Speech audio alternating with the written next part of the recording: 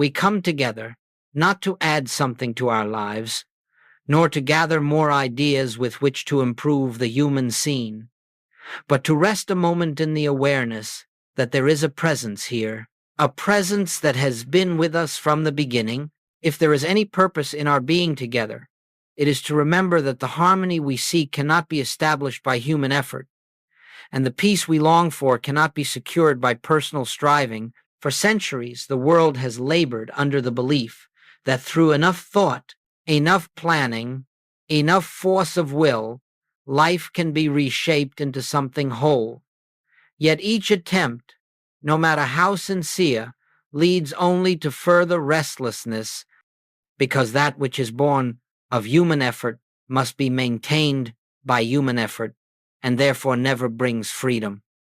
As we sit here, let us acknowledge honestly that every one of us has tried at some time to repair our lives through our own strength. We have tried to change people, to adjust circumstances, to rid ourselves of fear, to pray for conditions to be altered. And yet, if we look carefully, we discover that no matter how much repairing we have done, the root of our unrest remains untouched. We have been working in the realm of effects, where nothing real can be changed, because effects have no life of their own. They are but shadows of belief. The infinite way reveals a simple but revolutionary truth. The moment we attempt to fix anything, we have already accepted the problem as power. The moment we begin to struggle, we have already admitted that there is something apart from God that must be corrected, and so the spiritual path begins not with effort, but with release. It begins with a recognition that God alone is the life, the law, the substance, and the activity of our being. There is no other power at work. Let us then enter this hour with a new willingness not to change the outer picture, but to rest inwardly in that quiet assurance that the presence which formed us, maintains us, and lives us is here, functioning as our very being. We are not here to try harder. We are here to yield. And as we yield, something begins to stir within, a peace that needs no argument, a confidence that needs no support, a stillness that reveals itself as the only reality. And so we begin, knowing that whatever unfolds in this time together will not come through the mind that strives, but through the spirit that lives itself. As we go on with this work, it becomes increasingly clear that the human mind, by its very nature, cannot touch the realm of spirit. It is not because the mind is bad, nor because it is unworthy, but because the mind functions only within the field of effect, and spirit operates at the level of cause. When we attempt to fix, correct, or improve the outer picture, we are unknowingly trying to manipulate the shadows while remaining unaware of the light from which they arise. And so no matter how diligent the effort, no matter how intense the desire, our attempts to rearrange the shadows leave us exhausted, for we have never touched the source. You may notice that the more you struggle with a problem, be it a physical condition, a financial concern, a relationship difficulty, the more substantial it seems to become. Why is that? It is because the moment you attempt to correct a condition, you have given it reality. You have granted it a power of its own. You have acknowledged it as something apart from God that must be subdued or conquered. And in that very act, you have moved out of spiritual awareness into the belief of two powers, a good power that you seek and an evil power that threatens. Now consider for a moment what happens when we operate from that duality. The mind becomes tense, anxious, creative in its fears.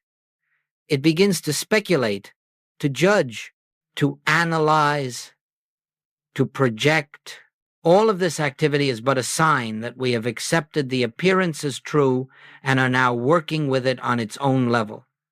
But truth is never found on the level of appearances, Truth is found only when we retire from the battle and return to the realization that God is the only presence and the only power functioning anywhere. Human fixing always fails because it begins with a false premise. It begins with the belief that something has gone wrong in creation. It begins with the assumption that our task is to repair the handiwork of God or to add something to the completeness of divine being. But the spiritual reality is that nothing God has created can be improved, and nothing unlike God has ever been formed.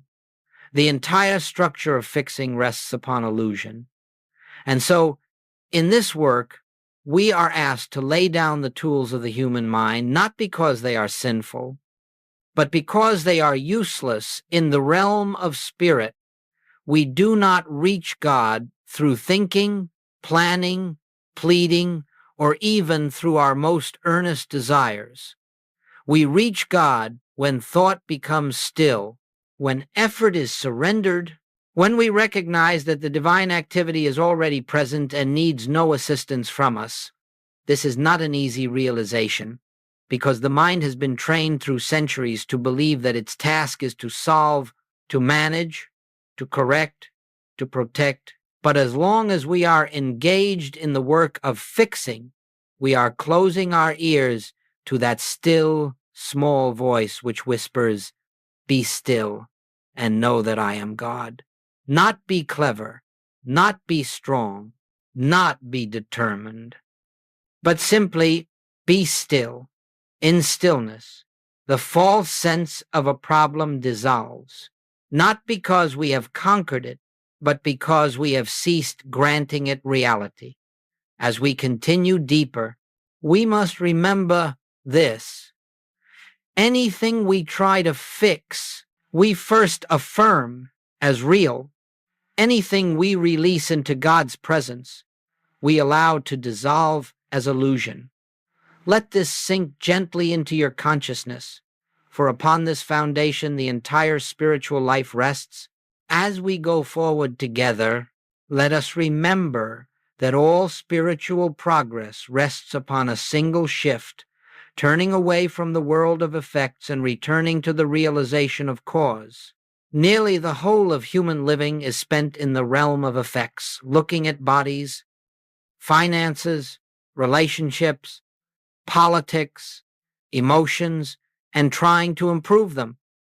Yet none of these have ever been self-created. They are the outpicturings, the shadows of a deeper state of consciousness. And so long as we give our attention to the shadows, we cannot see the light from which they arise. This is why the world exhausts itself with endless attempts to fix, correct, and reform outer conditions. It has never understood that the outer is but the product, never the producer. And so the first step in spiritual awakening is to acknowledge, quietly and sincerely, I will no longer accept effects as cause. I will no longer grant power to that which is merely appearance. This is not a statement to convince the mind. It is a recognition that dawns as one sees, that what the senses report is never the whole story. There is only one cause, and that cause is God. God is the only law, the only substance, the only activity, the only power. When we hold this in awareness, not as a mantra, not as an affirmation, but as a realized truth, then we begin to perceive the nature of the world differently. We no longer approach a problem with the assumption that something outside is acting of its own accord.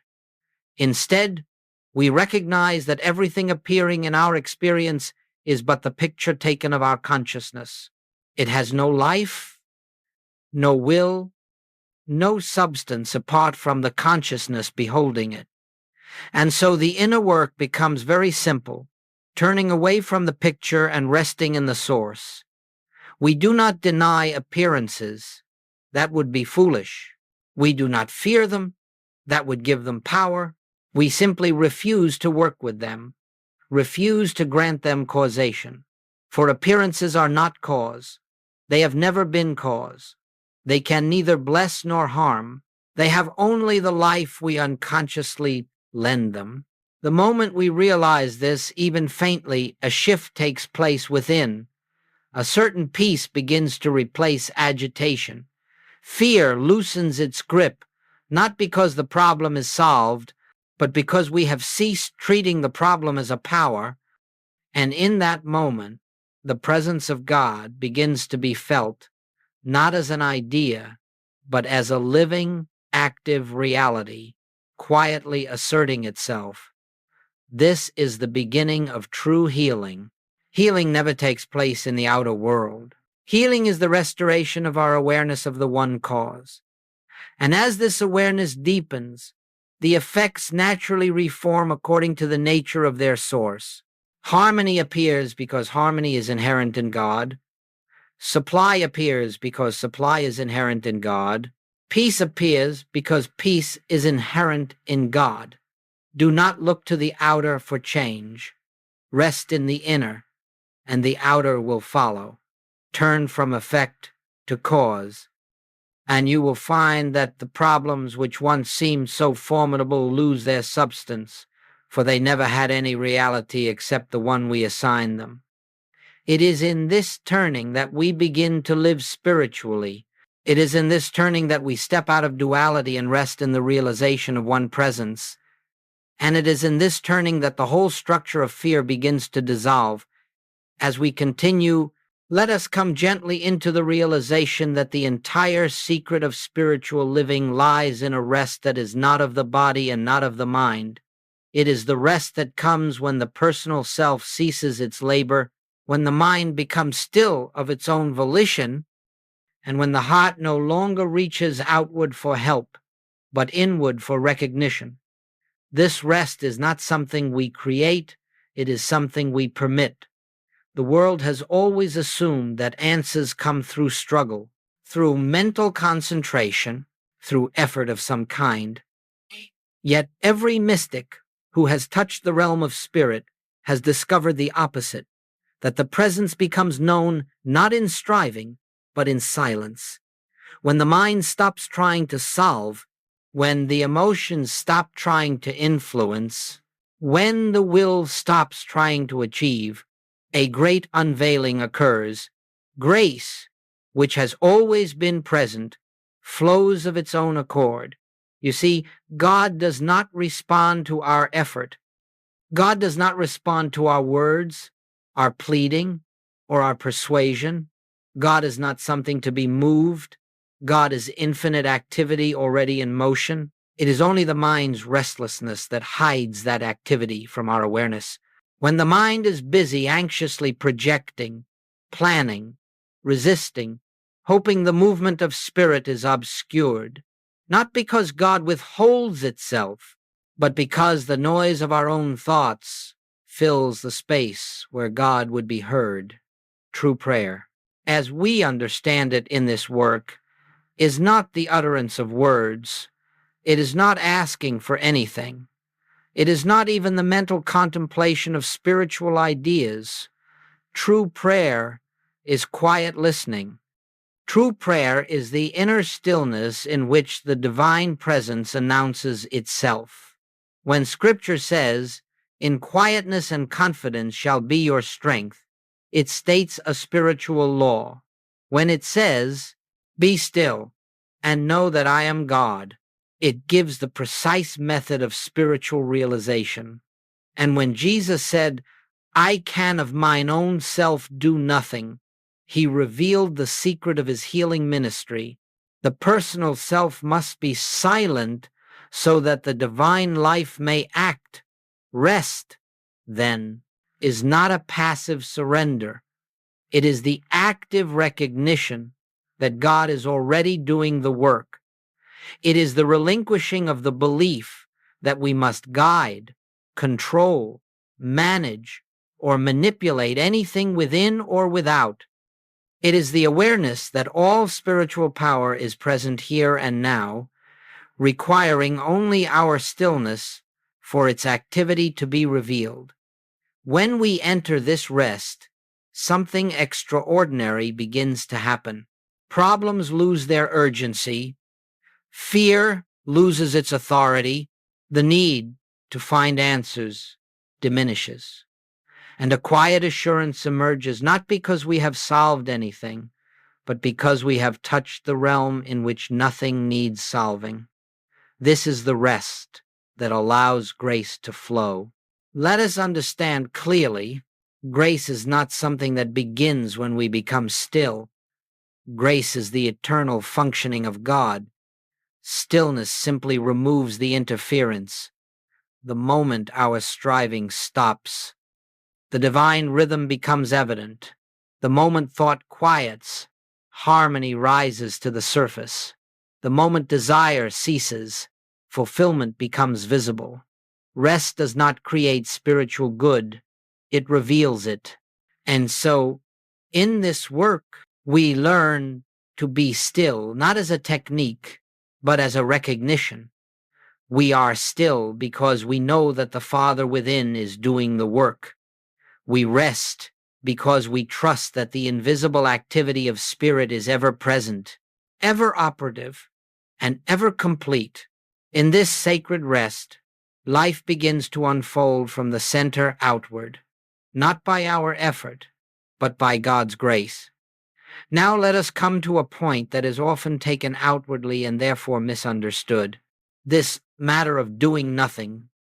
When we say in spiritual work that you are to do nothing, many immediately assume that this is a call to neglect the responsibilities of human living, or to become indifferent to the conditions that arise in daily experience. But that is never what is meant. The infinite way is not a path of avoiding life. It is a path of seeing life correctly. To do nothing means only one thing. Do not attempt to use the human mind as the instrument of God. Do not attempt to change conditions through thought, emotion, or willpower. Do not try to push truth into a situation. Do not attempt to bring God to where God already is. When we say do nothing, we are speaking of the inner life, not the outer. Outwardly, you may continue your work, care for your family, tend to your duties, but inwardly, there must be a profound surrender, a refusal to use the mind as a tool of spiritual manipulation. The moment you begin to think that you can direct spiritual power, you have stepped into illusion. The moment you try to make truth accomplish something, you have left truth behind. Doing nothing is the cessation of mental activity that believes it knows what the condition is, what caused it, or how it should be corrected. It is the refusal to engage the mind in spiritual work. For the mind is never the instrument of spirit. The mind is the receiver of appearances. Spirit is the reality behind them. When you face a problem, whether of health, supply, or relationship, the human instinct is to grasp it mentally, to analyze it, to treat it, to declare truth at it, or to attempt to change it through spiritual statements. But in this work, you must see that such efforts only bind you more tightly to the appearance. They keep you on the level of the problem, where no solution can ever be found. To do nothing means that when a discordant condition presents itself, you do not take it into your thought. You do not seek to correct it. You do not resist it. You simply acknowledge within yourself, I can of mine own self do nothing. The Father within me doeth the work. And then you rest in that inner assurance until the sense of a problem dissolves. This is not passivity. It is the most powerful activity there is, letting God be God, letting the divine presence reveal itself, letting the spiritual law of harmony unfold without interference from the personal sense of I. You may find that the mind rebels against this. The intellect wants to contribute something. It wants to help. It wants to participate, but every attempt of the personal mind to help is an obstruction. It is a belief in a self apart from God. It is a belief that something must be done to bring about harmony, rather than recognizing that harmony is the very nature of the presence already here. When you do nothing, you are simply stepping aside to allow the one power to function. You are withdrawing the false sense of self that thinks it can accomplish spiritual work. Spiritual work is always God's work. It is the activity of the one infinite consciousness expressing itself as you learn this principle, not intellectually, but through experience. You will discover a strange and beautiful truth. Harmony appears not because you solved a problem, but because the sense of a problem disappeared. It dissolved as the mist dissolves before the morning sun, without your effort, without your thought, without your intervention. In doing nothing, you have created the inner atmosphere through which God's grace becomes visible. And that grace, needing no help from you, fulfills itself perfectly. Let us now consider more deeply this appearance world, which so captivates the human mind. Everything that comes to us through the senses, what we see, hear, taste, touch, and smell, is only the surface of experience. It is never the reality. It is merely the outpicturing of a universal belief accepted as fact. And because humanity has lived for so long with faith in what the senses report, it has given tremendous power to shadows which, in truth, have none. When a condition presents itself, be it sickness, lack, conflict, or fear, the immediate tendency is to assume that the condition is self-existent, that it has a law behind it, a cause within it, or a power inherent in it. Yet, the foundational teaching of spiritual life is this: all appearances are effects, and effects have no power. They are not self-sustained or self-governed. They have no authority of their own. A physical disease seems powerful only because we give it power. Lack seems threatening only because we invest it with law. Fear seems real only because consciousness accepts the appearance as something capable of acting upon us. But in truth, there is only one presence, one activity, and one power, and that is God. Anything, unlike the nature of God, regardless of how formidable it appears, has no law to sustain it. Let us not misunderstand. The appearance world is not to be despised or denied. It is simply to be seen for what it is, the externalization of belief, not the revelation of truth. When you no longer grant power to appearances, you are not saying they do not show themselves. You are merely withdrawing the belief that they can affect the life of God which constitutes your being. The world of appearances is always changing, sometimes harmonious, sometimes discordant, but the spirit that animates all existence remains unchanged. The mistake is when we try to work on the appearances themselves, hoping to reshape the shadows while ignoring the light. The shadows do not change by our effort. They change only when the light is recognized. Consider how sickness appears. It may arise suddenly or gradually, but in every case, it is an appearance without spiritual law. God is life. God is wholeness. God is perfection. There is no law of disease in God.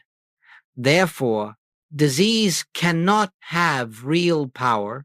It can only seem to have power through belief. And when belief is withdrawn, the appearance loses its seeming strength. The same is true of lack. There is no lack in God. God is infinite abundance, infinite provision, infinite supply. Whenever lack appears, it has no origin in spirit, no creative cause behind it. It is a shadow, nothing more, and the moment we cease treating it as a force, it evaporates in the presence of spiritual realization. Even human conflict, fear, anger, misunderstanding, these too are appearances without divine backing. They are the result of the belief that individuals are separate from one another, separate from God, and therefore subject to opposing forces. When the truth of one life, one self, one being is realized, the appearance of conflict loses its foundation. When you withdraw your fear of appearances, you remove the only support they ever had. You will find that they begin to dissolve, not always instantly, but inevitably, because they were never entities or powers. They were only the pictures formed by belief. This is why spiritual work never involves correcting people, conditions, or events. It involves only the recognition of the one presence. As that recognition dawns, the entire appearance world rearranges itself according to the nature of its source. The world of appearances has no power. God alone is power. And as you abide in this realization, you will begin to see harmony where discord once appeared, abundance where lack once frightened you, and peace where fear had taken root, not because you changed the outer picture, but because you ceased believing in the power of the shadow and rested in the truth of the light. As we move deeper into this work, let us pause for a moment and contemplate the meaning of one presence. For the entirety of our spiritual realization depends on this simple truth: there is not a presence of good and a presence of evil. There is not a presence of health and a presence of disease. There is not a presence of abundance and a presence of lack. There is one presence, only God, infinite, indivisible, whole, and the degree to which this is felt, not merely understood, determines the measure of harmony that appears in our daily experience. Resting in one presence means that we relinquish the belief that anything else operates. It means we no longer look out at the world as though it contains powers that can act upon us. It means that we are not disturbed by appearances, for we know that the appearance has no authority. As long as we are reactive, as long as fear rises up, as long as we feel the need to resist or defend, we have not yet recognized one presence. But the moment we begin to feel within ourselves that God is the only presence here, something subtle and profound begins to happen. You will notice a softening of the mind. The tension of personal responsibility begins to loosen. The sense of needing to accomplish or secure anything starts to fade. And into that quietness, grace enters not as a dramatic event, but as a gentle assurance. Grace needs no fanfare. It is the effortless, natural activity of the divine, presence appearing as harmony. Resting in one presence does not mean forcing the mind to believe something. It is not an attempt to override fear with positive thought. Rather, it is the simple, quiet recognition that wherever I stand, God is. Whatever condition faces me, God is. Whatever the appearance seems to be, God is. This recognition lifts us out of the realm of appearances and establishes us in the truth of being. In this resting, you will find that fear has nothing to hold on to. Fear exists only when we believe there is a second presence, a presence of danger, of limitation, of absence. When those false beliefs dissolve, fear dissolves with them. One presence leaves no room for fear, because there is nothing left to oppose, nothing left to resist, nothing left to defend. As this awareness grows, something beautiful unfolds. The boundary between you and God begins to disappear. You no longer feel yourself seeking God. reaching for God, or waiting for God.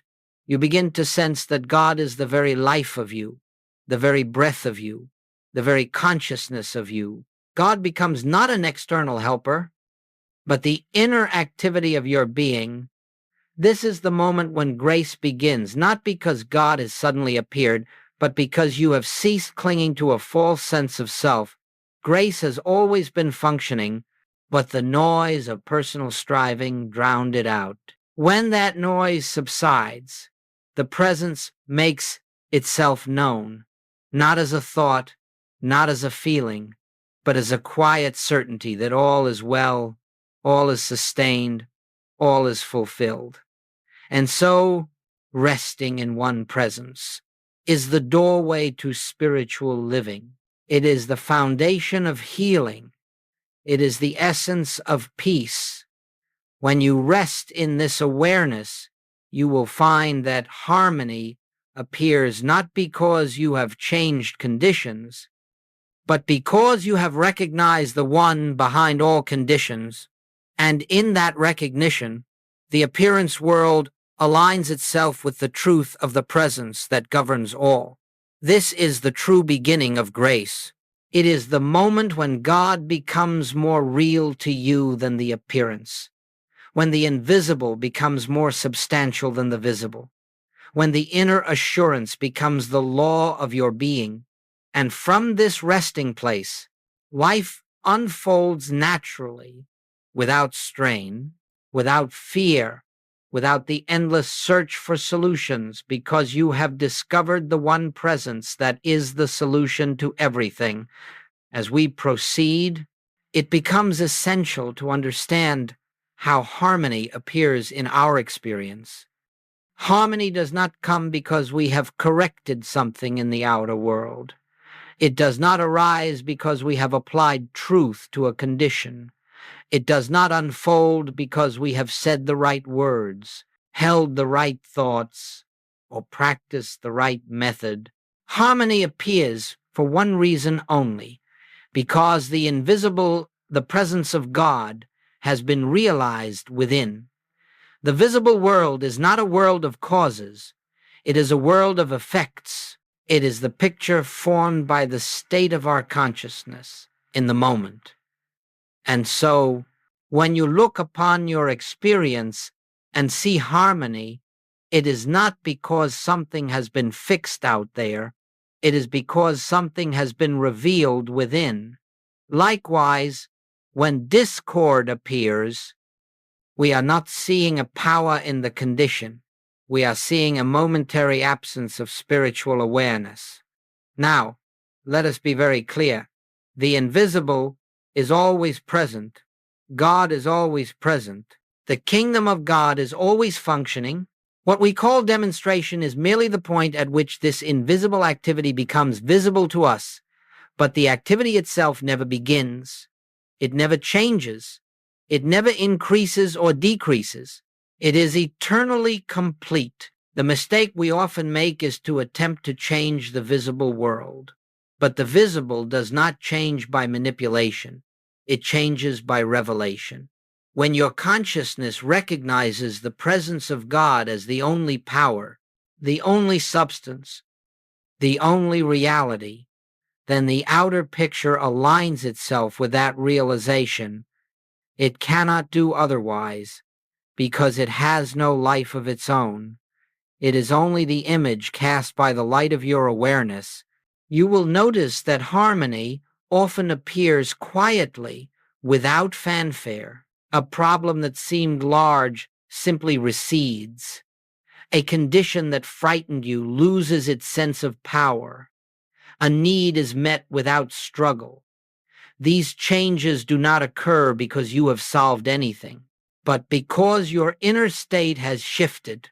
The appearance always responds to the nature of the cause behind it. This is why Jesus said, "Judge not according to the appearance." He was not speaking about moral judgment. He was speaking about perception. He was instructing us never to accept the visible seen as truth, because the visible is transient. The invisible is eternal.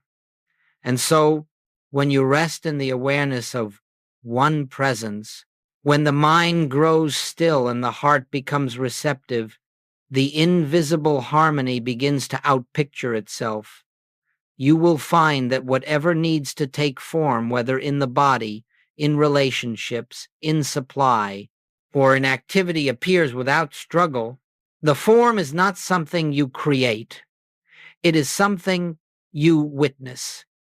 In the same way that a seed placed in the earth unfolds without your assistance, so does spiritual realization unfold into visible expression.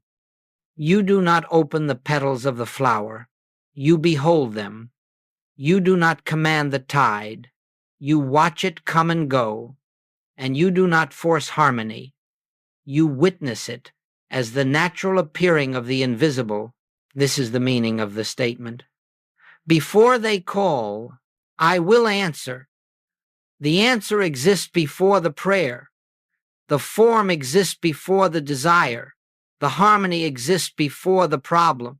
It is already established in the invisible, and when the consciousness becomes quiet enough to recognize that truth, the outer expression begins to take shape. Let us understand that there is no cause and effect relationship between your realization and the appearing of harmony. It is not that the realization causes the harmony. It is that the realization reveals the harmony that already is. The invisible is forever complete. Our task is not to create, but to behold. When you permit the invisible to govern, it will appear outwardly in whatever way fulfills the need of the moment. It may come as a new insight, a sudden peace, a change in circumstance, or an unexpected resolution, but you will know that it is not the work of the human mind. It is the natural outpouring of grace, the invisible made visible.